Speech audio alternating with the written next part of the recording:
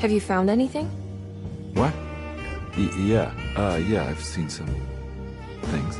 Okay. Let me know if there is anything you want to talk about.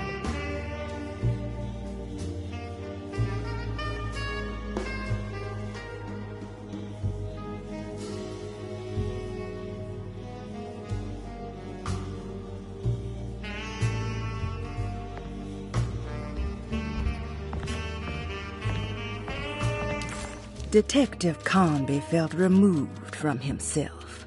Like driving drunk, he carefully tried to navigate his environment. What the hell was going on?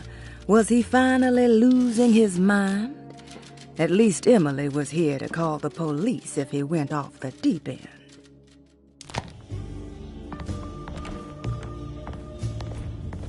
There's a book missing.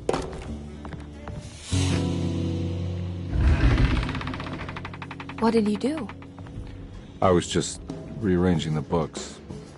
Well, come on, let's check it out.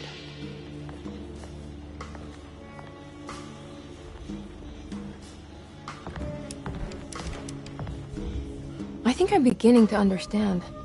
Dr. Gray is dealing with some kind of mass delusion.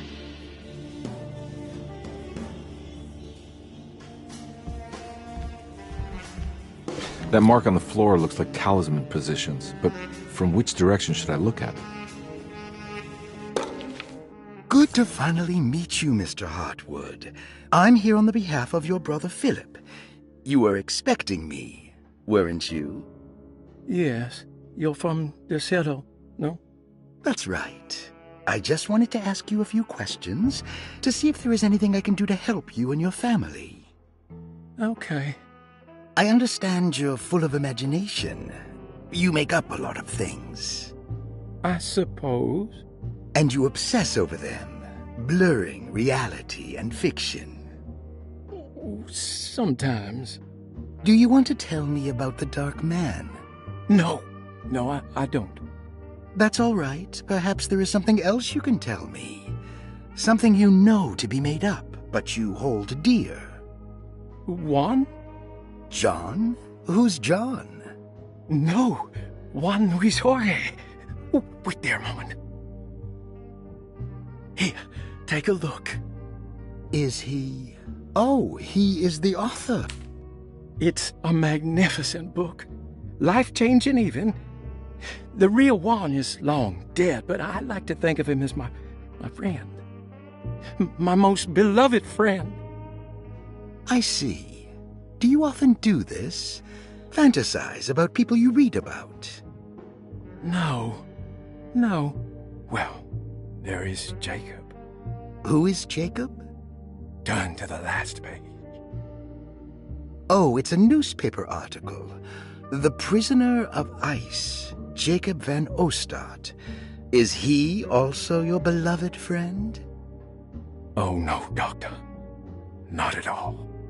He is the fire that fights fire. Yes, I think it's clear your overstimulated imagination, this mania, needs to be tempered for you to live a normal life. I know your family calls it the Hartwood curse, but I want you to know that there is nothing supernatural about your condition. It's all inside your head. And with that, I'm very qualified to deal with. In time, you will be cured. In time. Yes, in time we will exorcise all your demons, all the dark men. Yeah! Please, Mr. Hartwood, calm yourself. What happened? Oh, don't you worry your little head about it, Miss Hartwood. Your uncle and I just had our first breakthrough.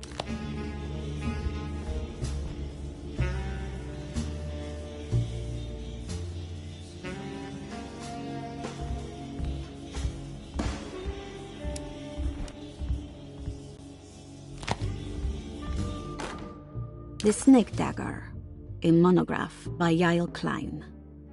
In Ludwig Prin's book on pagan rituals called The Mystery of the Grave, as translated by Nicholas Vachy, there are several references to a sacrificial dagger called the Snake Dagger. It has long been thought of as a poor translation of the original text, that it would be more appropriate with worm dagger from the Latin vermis cultrum. This seems natural following the recent consensus that the original title of Prynne's book, De Vermis Mysteris, should literally translate to the mystery of the worm. However, this would take away from Vahí's great effort at translating the underlying meaning of the words and revealing several cultural beliefs. While Prynne certainly was using the term worm as a symbol or synecdoche for death and the dead, which is made clear by the contents of the book, in the case of the dagger, we shouldn't be too hasty to dismiss his translation. Reading through Vahí's correspondence with his patron, it appears that he had more than just the Latin text at his disposal. Vahí had dug up Prynne's living relatives and uncovered several cross-referenced historical texts and an actual snake dagger. The dagger was dated to the early Middle Kingdom of Egypt and had such a clear shape of a wave that Vahí considered calling it the sinusoidal blade. Knowing the full story, it seems prudent that he chose to translate it as snake and not worm. There are several reasons why this choice of word helps us understand the pagans that Prynne's book attempts to describe. The symbolic value of the shape becomes more apparent when reading about the use for the dagger.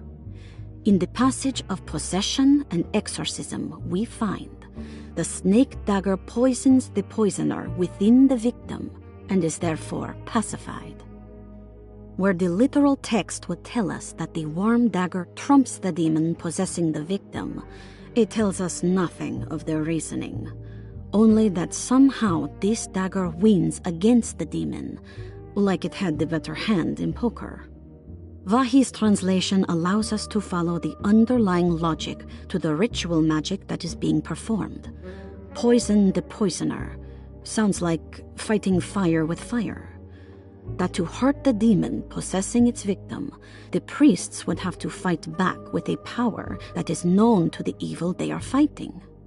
The snake dagger is therefore not only a good way to describe its form, but it also helps us understand how it could be thought of as a useful tool for exorcism. Finally, it also helps us understand their relationship to lunacy, that it was thought of as something poisoning the mind rather than controlling it. What is also interesting to note is that the possessed are always considered poisoned in their head and not their heart. The snake dagger always went to the eye of the possessed, leaving them partially blind, if they had the good luck to survive.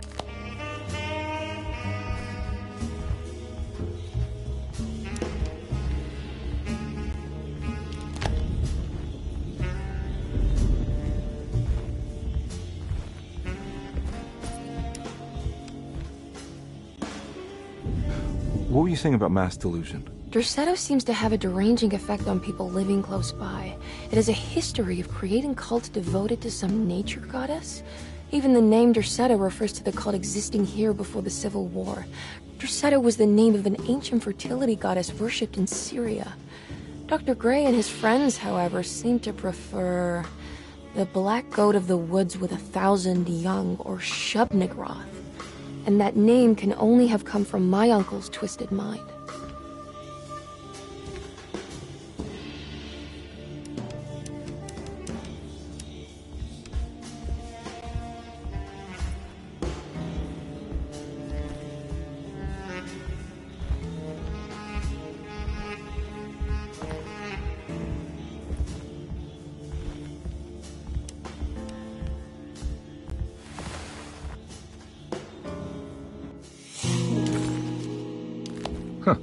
Has that been there this whole time?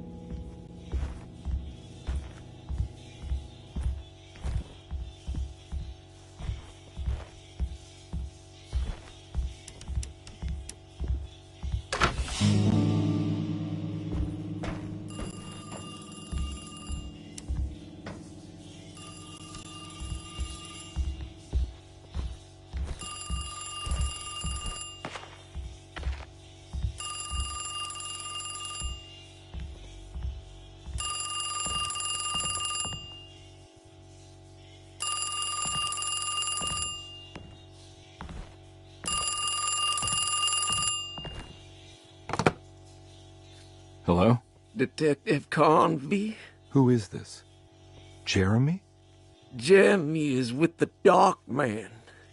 You can't save him. Well, I've done everything he wanted so far, and there's just one more thing on the list. I expect him to keep his promise and return Jeremy unharmed. Get out, Detective, while you still can.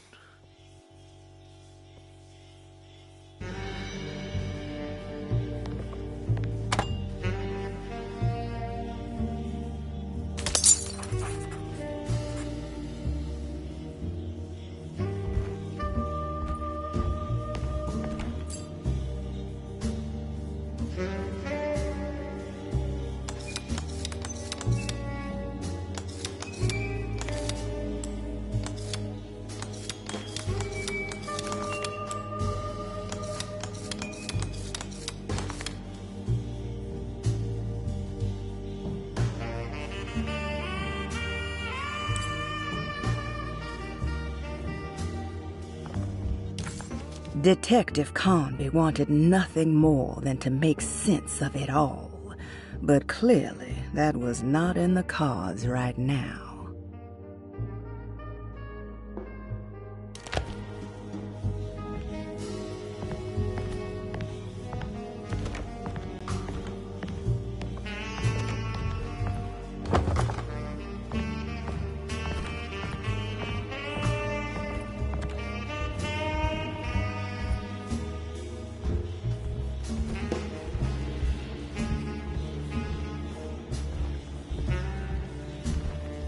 You think all of them are in this cult business? Even Jeremy? I'm not sure any of them have a choice at this point. We just need to find a way to stop all of this.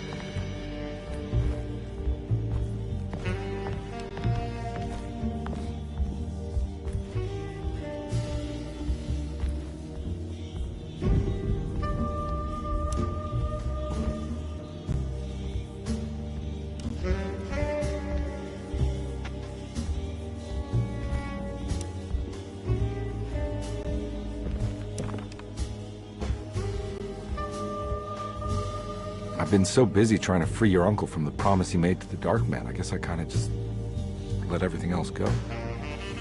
Don't worry, Detective. I feel like we're close. I'm sure Jeremy will turn up. If he is part of the cult, he wouldn't want to miss the Feast of St. John. I just need enough information to make him see the truth. I hope you're right, but I doubt he'll show up. Not as long as the Dark Man's got him hiding.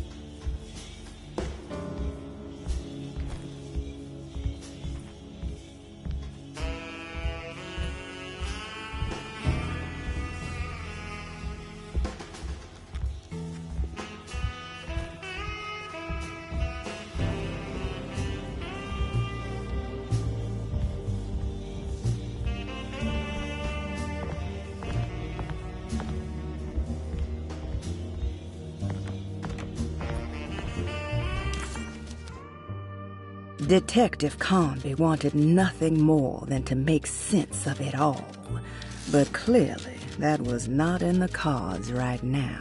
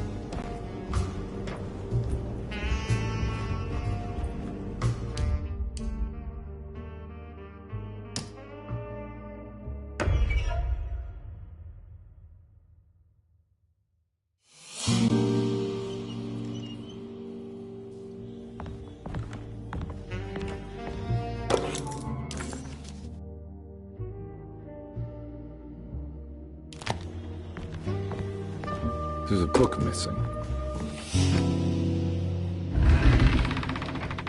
What did you do? I was just rearranging the books. Well, come on, let's check it out.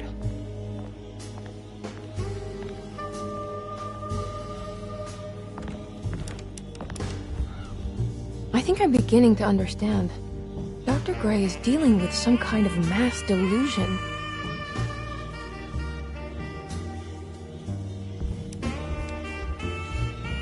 That mark on the floor looks like talisman positions. Good to finally meet you. But from which direction should I look at?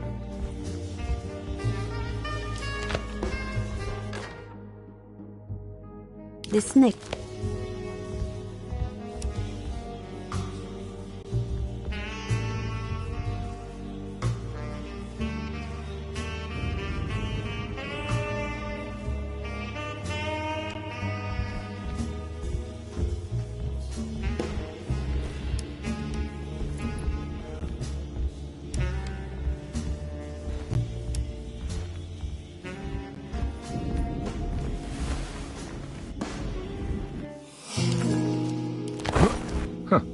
Has that been there this whole time?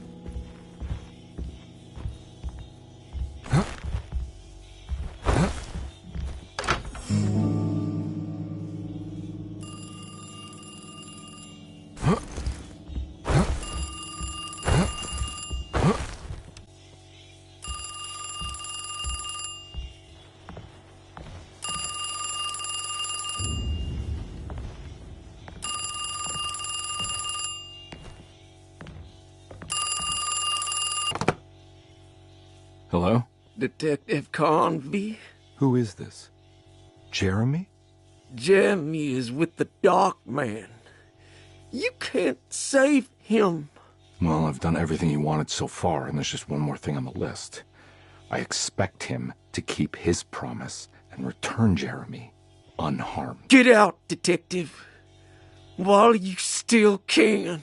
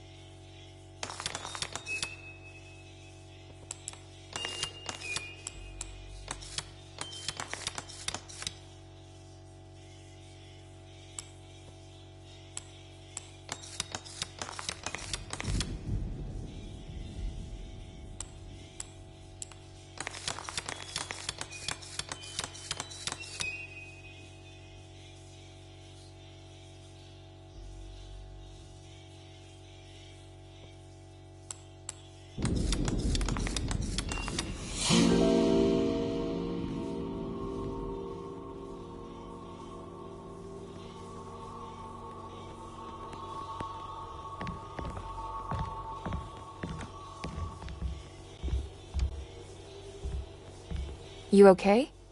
You look a little frazzled. Just stupid telephone. I know. I tried calling the police earlier. The telephone is completely dead. It's not... Yeah, no, the telephone isn't working.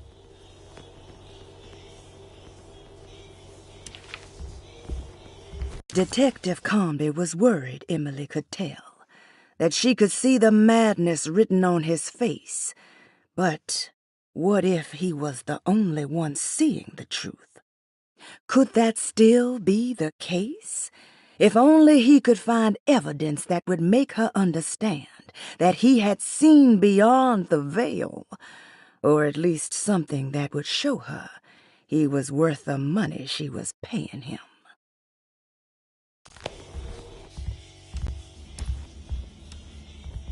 Miss Hartwood, I think you're gonna want to see this. Is there something in the closet? Yeah, there is. You don't see the very obvious gate leading to whatever Jeremy's madness is serving up next? I don't understand. Are you making some kind of fashion metaphor? I'm sorry, I don't have time for this. Can you just tell me what you're doing? You don't see this! It's fine. It's fine. Catch you later. Are you going inside the closet? Yeah. You got a problem with that? No. Do what you think is right, Detective. Sorry, I didn't mean to. Goodbye, Miss Hartwood.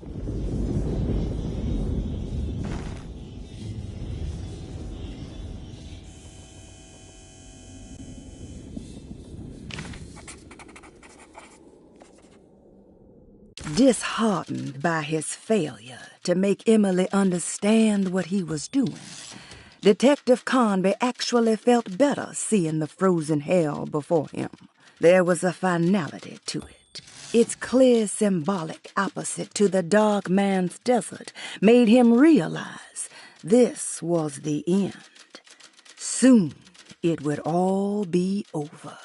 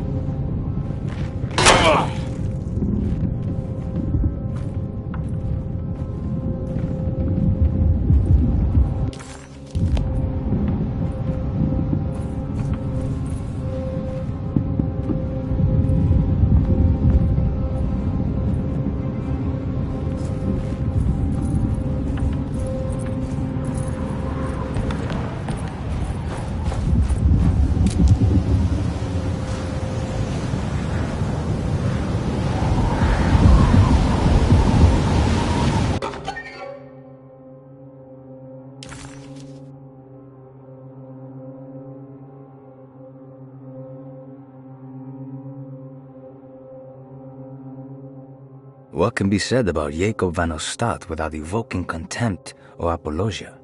The first piece of information is the obvious. He is not the explorer Jeremy idolized in his youth, but the figment of his imagination.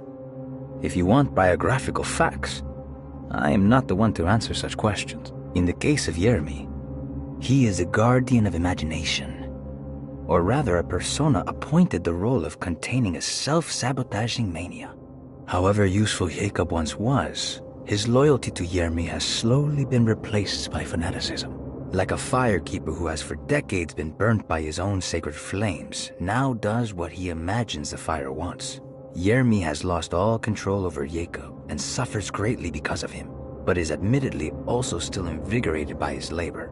In the plainest of words, Jacob keeps Jeremy sick so he can remain Jeremy.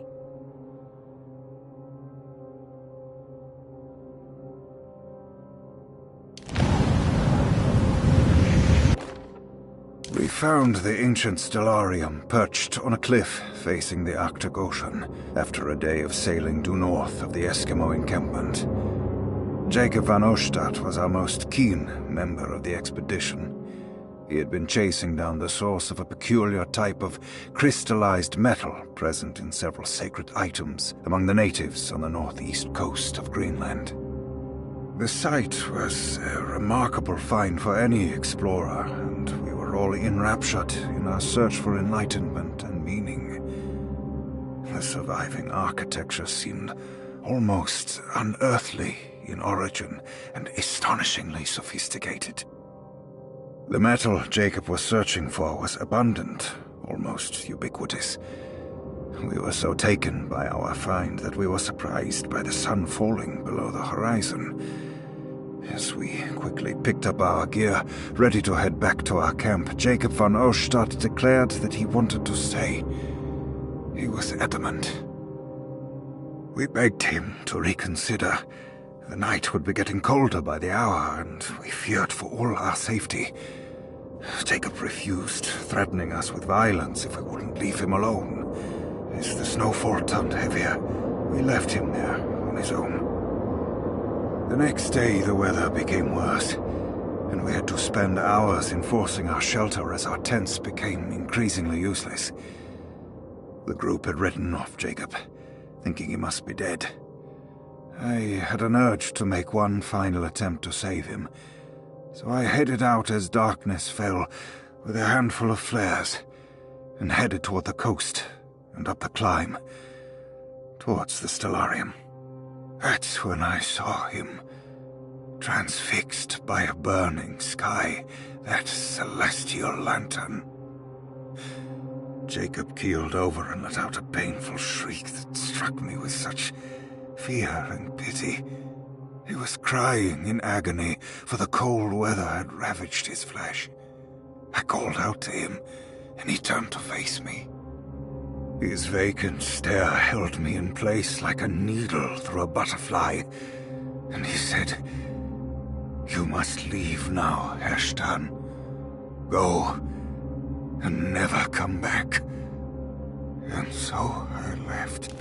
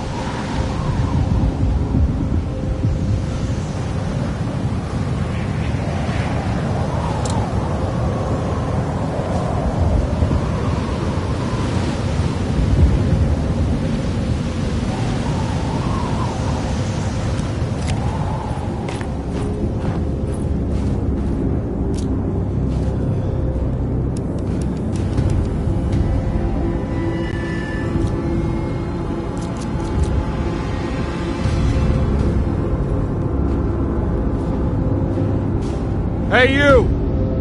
What are you doing here? What is this place? Turn back, detective. You're not wanted here. Whoa, take it easy. I'm not your enemy. Oh, you're wrong, detective. You're wrong.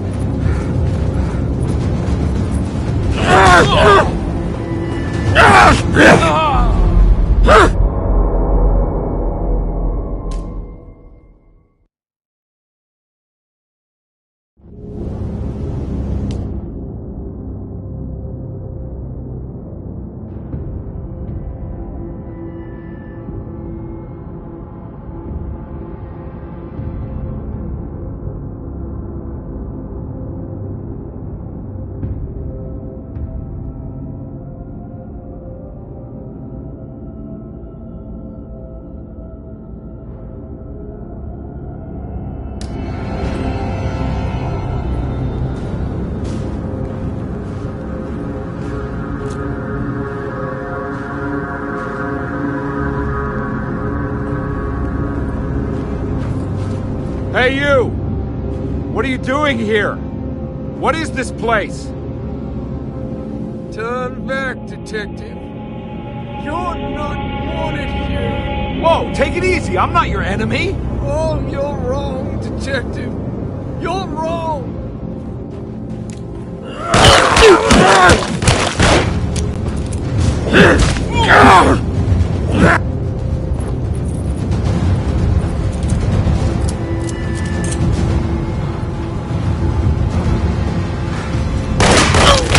Come on.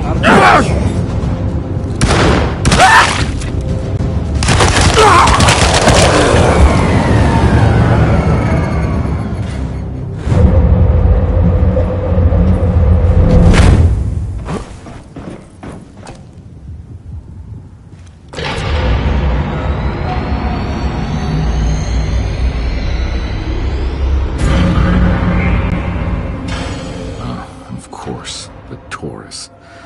I figured you wouldn't want your stars aligned, Jeremy, or maybe that is what you need to temper that mania of yours.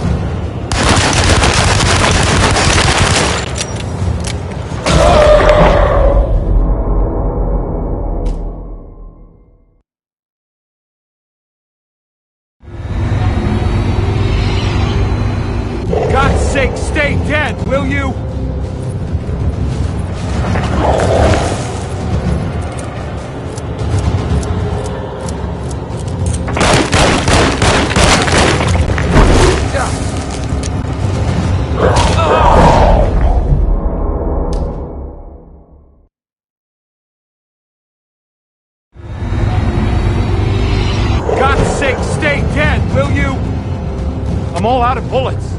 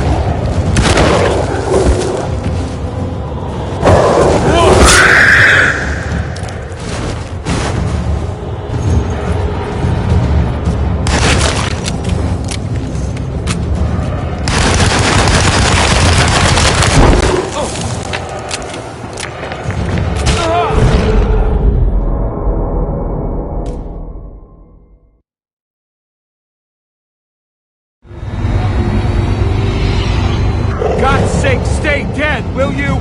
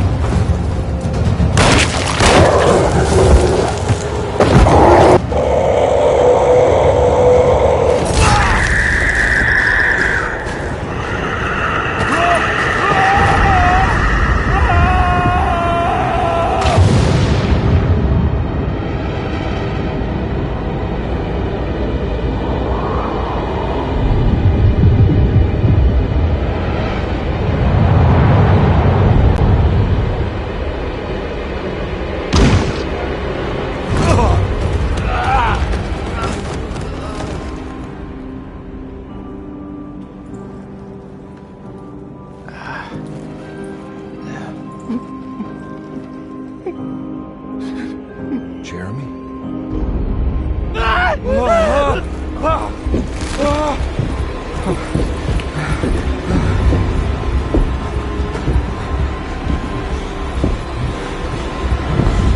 You did everything!